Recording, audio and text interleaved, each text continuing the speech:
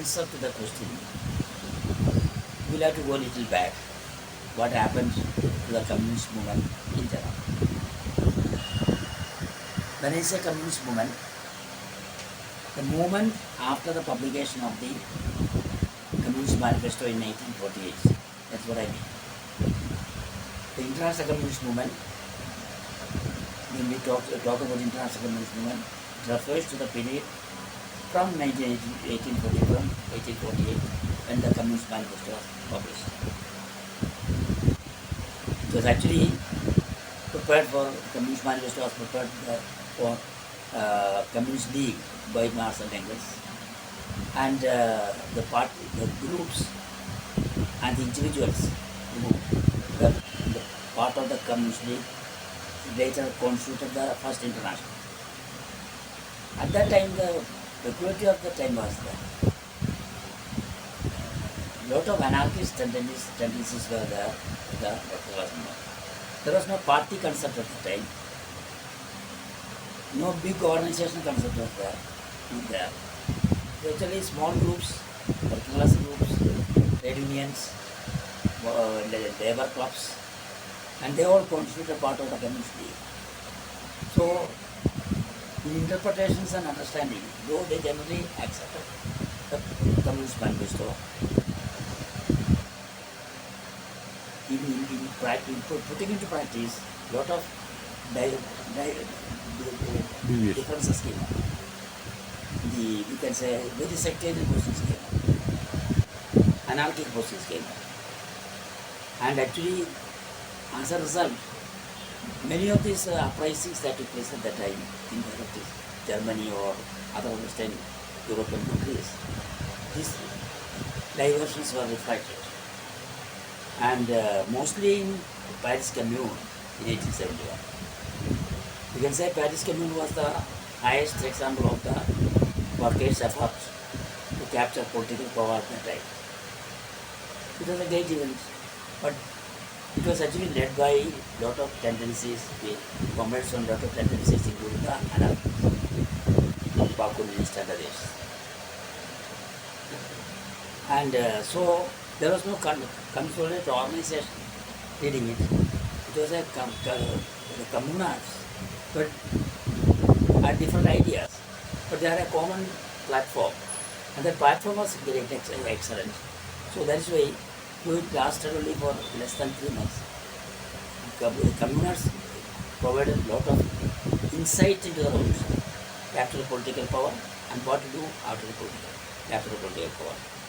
That is a great event. But these are tendencies. Because of these tendencies, the power could not be consolidated. It could not be expanded. More people could not be absorbed into this fall. So very soon the enemies could get together and they can destroy it,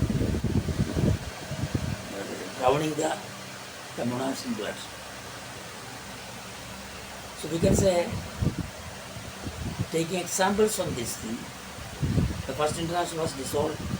When the Second International was formed, Social Democratic bodies were formed, a higher form of organization. Compared to the form of organization up to Paris Commune, the Social Democratic parties, the constituents of the Second International, were a higher form of organization.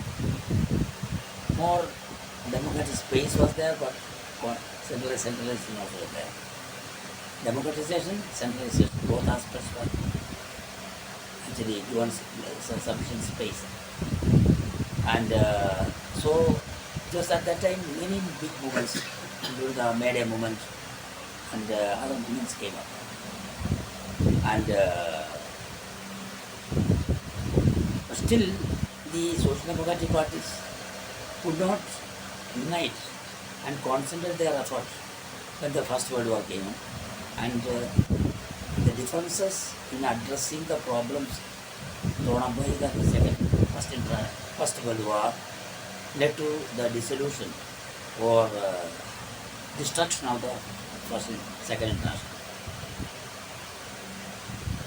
So that is why after the destruction of the Second International, during the First World War, the beginning of the First World War itself, Lenin said a higher form of organization is required. From what is to be done to his other writings, he started talking about how to unite the workers, and peasants together, what type of united front can be built up. All these questions were discussed in detail in continuous articles by Lenin. And in sum total, the Bolshevik style of party building came up through these efforts. Say from about a decade before the October Revolution, 1970. During that period, the concept of Bolshevik style of party building, and that concept actually helped the victory of the October Revolution. So after the October Revolution, when the Communist International was formed in 1990, these lessons were actually summarized and consolidated, and the organizational principles of the Communist International was put forward. How to lead the socialist revolution in the capitalist countries, and how to lead the democratic revolution in the countries under colonial domination, both constituting the world proto social solution. Yeah. This concept actually was well defined and explained, and the form of organization also was put forward by the Communist International during the first 5 years time, 1919 to 1923, within 3-4 years, the concept was put forward. Then, before Lenin fell in. Actually, the communist parties were formed all over the world under the guidance of the Communist International based on these principles, including Chinese party and Vietnamese party, which led the revolution.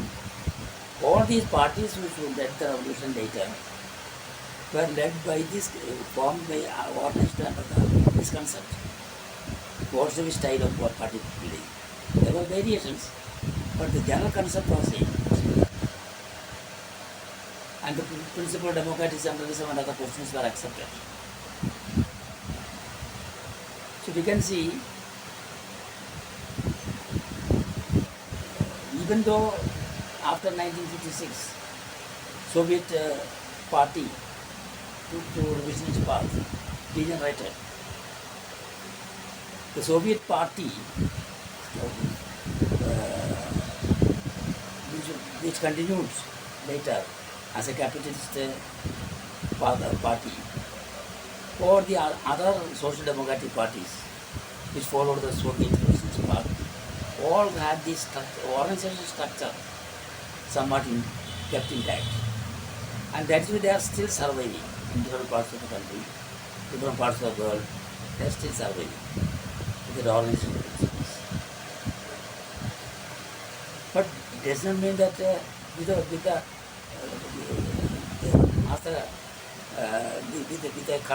incorrect understanding, correct organization can come.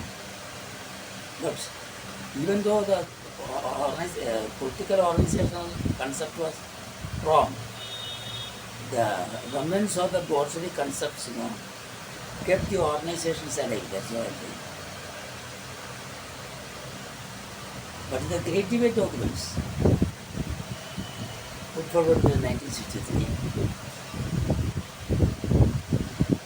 though the ideological political questions which were confronted by the communist movement during the pre-Second World, post-Second World War years was explained, the general line of the international communist movement in the 1963 was put forward. The organizational principle was not put forward by Chinese party.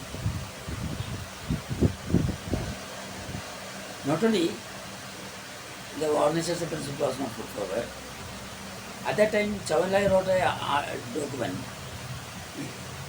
claimed to represent the positions of the Chinese party leadership that no more internationals are required. justifying the dissolution of Communist International in 1940. So it was a deviation from the Leninist position, Marxist position. Forget of the world unites. But this, as the left extremist positions came dominance in Chinese party under the leadership of Lin Biao by 1966.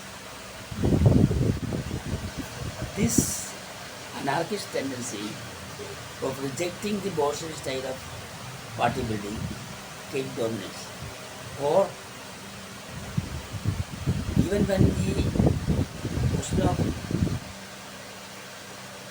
the democratic revolution in India after NAXALBARI uprising was put forward in the People's Lady,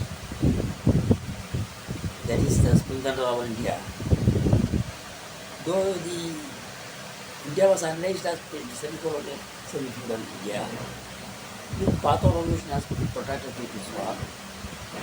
What type of party should be built up? That question was not at all mentioned. So what happened?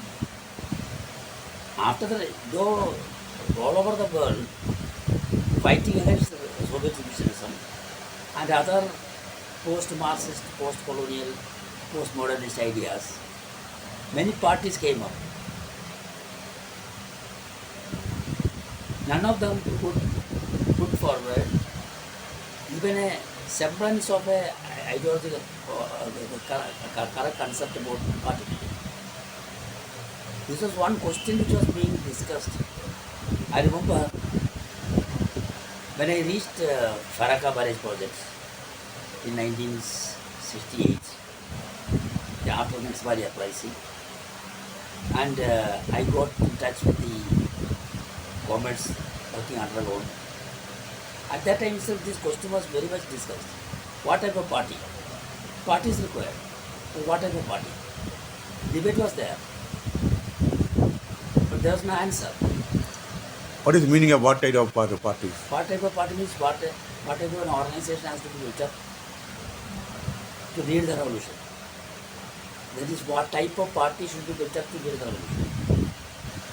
Or whether the party is required, or groups are sufficient, anarchist groups can lead the revolution. All these ideas were discussed. There were, because of the bureaucratic dictatorship, or the approach of bureaucratic dictatorship put forward in the organization principles followed by CPM under the guidance of EMS and Jyoti Basu. There was a blind opposition to it.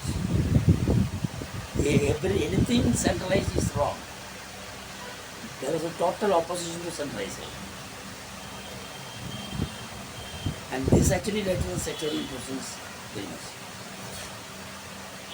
And so what happened when the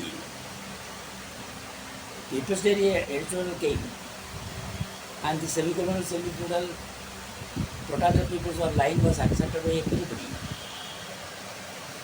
without questioning it, without making any investigation into to find out the concrete conditions in India. On the question of party building also, there was lack of clarity among all these forces. You can see whether it was in the form whether a party should be formed, and the idea was put forward to put the form the party within the party. Generally, everybody accepts the quotation that without a party there cannot be any revolution. The general principle accepted by everybody. But when the question of formation of party came after NAXALBARI uprising, even this question was forgotten. So when Charminda put forward the necessity for building the CPM, it was not accepted by many people, many sections. What are the sections there? For example, Andhra Pradesh, the Divaravu, Tinagarity sections, and Chandragulu, who had organized the APCRC, and MCC, Ganesh Chatterjee, and Com.KN.RAMACHANDRAN from Kerala. He had participated in the All India Coordination Committee meeting and became part of it. Later he took his own life. And so many other such sections did not accept the concept of party formation, and they did not become part of CPM. So when CPM was formed, it represented only about 2/3 of the communist revolutions of the time. About 1/3 of them were out of the CPM formation. But when the party congress was held in 1970, the party program was drafted and a constitution was drafted. In general, everybody accepted the formation program and constitution. Though there were differences of class, there were annihilation of the class. Actually, annihilation of the class enemy. On the question of annihilation of the class enemy, there were a lot of differences, and there are sections who started talking about mass line and need to mass line in the party based on mass line. But before these discussions could reach anywhere, within 1 year, in 1970 the party congress was held. In 21 itself, the first split took place. So 68, 60 days, 71. 71 itself, the first split took place. 1970 the party congress was held. 21 member central committee was formed. Chairman was selected the secretary. But within 1 year, the party split. Satyaran Singh with the 4 or 5 central committee members constituted parallel to the central committee. Their main criticism was that after the party congress, no central committee meeting could be held. Arbitrary decisions are being taken by chairman. Such criticisms were there, and they formed a parallel committee. Then from that time onwards, this process started. And as there was no general principle, like in a communist international led movement, right, the concept of Bolshevik style party concept building was there. There was a large amount of organizational concept or a concept. Whatever may be, whether it is even if there were some weaknesses, there was an organizational concept was there. But when the ML movement took place, there was no concept that way of no organization. So sectarianism was dominant, and they started splitting not only in India, everywhere in the world. So later, these two weaknesses led to the serious setbacks suffered by the communist revolution movement all over the world. One, the failure to resort to concrete analysis of the concrete situation, developing the understanding of the vast changes taking place, the post-Second World War period in the different countries, different former colonial, semi-colonial, dependent countries, the changes taking place there, and developing the program and practice according to that. That was first mistake. Second mistake was there was no organizational concept, party building concept. Anarchist tendencies were dominating. These two contributed to the splintering of the movement. In general, we can say. Details can be analyzed. So you can take up each and every organization and the method they adopted and the weaknesses. All this can be discussed. But in general, these two questions contributed towards the disintegration of the women, we can say. Lack of ideological political understanding about the Congolese situation after the Second World War, and the absence of a Bolshevik style of Bolshevik style party building.